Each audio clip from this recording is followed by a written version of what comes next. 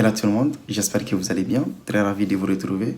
Alors, pour ceux qui étaient là il y a longtemps, on avait parlé d'un livre et je vous avais promis que je vous ferai un retour, si l'Éternel m'en donne santé et longue vie, bien évidemment, sur mes commentaires et mes retours de lecture. Alors, avant de finir la lecture, il y a un passage qui m'a beaucoup marqué et je vais essayer de vous faire la petite synthèse. Elle dit ceci, je cite. Bon, vu que j'ai le livre ici, on ne va pas se gêner. Hein. Elle dit ceci. Lorsque vous planifiez de faire des choses, il ne faut pas se frustrer lorsqu'on vous ferme des portes ou qu'on vous refuse ce que vous considérez comme une opportunité. Il faut en revanche, dès lors, se poser la question suivante. Pourquoi on vous aura refusé ceci? Très pertinent. Puis, vous essayez de travailler à combler les lacunes. Posez la question pourquoi on vous aura refusé ceci. Puis, vous travaillez à combler les lacunes. Je ne sais pas, souvent, je suis très émotif quand il s'agit de lecture parce que j'essaie de me mettre souvent à la place de l'auteur et de tout ce qu'il ressent quand il couche les mots sur le papier, au fait. Vous voyez, il y a le contexte qui est posé quand tu veux réaliser quelque chose. Déjà, le contexte, il est là, il est bien précis. Quel que soit le domaine d'activité, tu as une idée, tu as un projet, tu veux le réaliser. Forcément, il y aura des gens. Et surtout, c'est pas loin. Très souvent, c'est nos proches, au fait. C'est des gens à qui on tient sincèrement, mais il faut faire ce détachement. Certes, tu prends l'avis des uns et des autres, mais tu restes focus. Si l'avis de X ou Y ne t'aide pas à avancer, tu laisses tomber. Il faut être logique, il faut être pragmatique. Et maintenant que le contexte il est posé et que tu es en mesure d'avoir cette posture, ce recul pour prendre ou pas les avis qui vont dans ton sens, en toute lucidité, on est d'accord. Et avec beaucoup de recul, on l'a précisé. Il faut aussi avoir cette proactivité, parce que c'est très clair. Il faut avoir cette proactivité d'aller chercher ce qu'il nous faut, en fait. Parce que quand il me dit ici, puis essayer de travailler à combler les lacunes.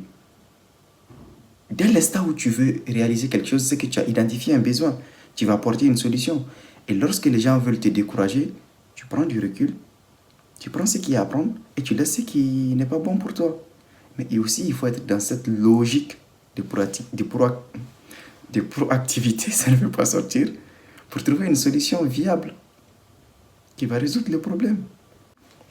J'ai envie de prendre deux exemples très concrets, très pertinents. C'est lui son cas avec sa société Bloomfield. Quand il voulait le faire, personne n'y croyait. Mais quand il a pu faire signer son premier client et qu'il a fait ses preuves, eh ben là, c'était une évidence. Et là, il est allé plus loin. Parce qu'il s'est imposé et il a voulu réglementer son activité. Certains verront ça comme, voilà, s'il a voulu fermer la porte. Mais c'est pas ça. Quand tu es dans un domaine comme le sien, moi, je connais pas grand-chose, mais avec l'évolution de la lecture, j'essaie de comprendre beaucoup de choses. Il faut réglementer les secteurs. Parce que l'informel tue l'économie chez nous. Je ne suis pas expert en économie. J'espère que j'aurai l'occasion d'inviter quelqu'un. On verra. Avec l'évolution de la plateforme, beaucoup de choses vont venir. Et le deuxième exemple, c'est l'un de mes mentors aussi, avec Azalea Group.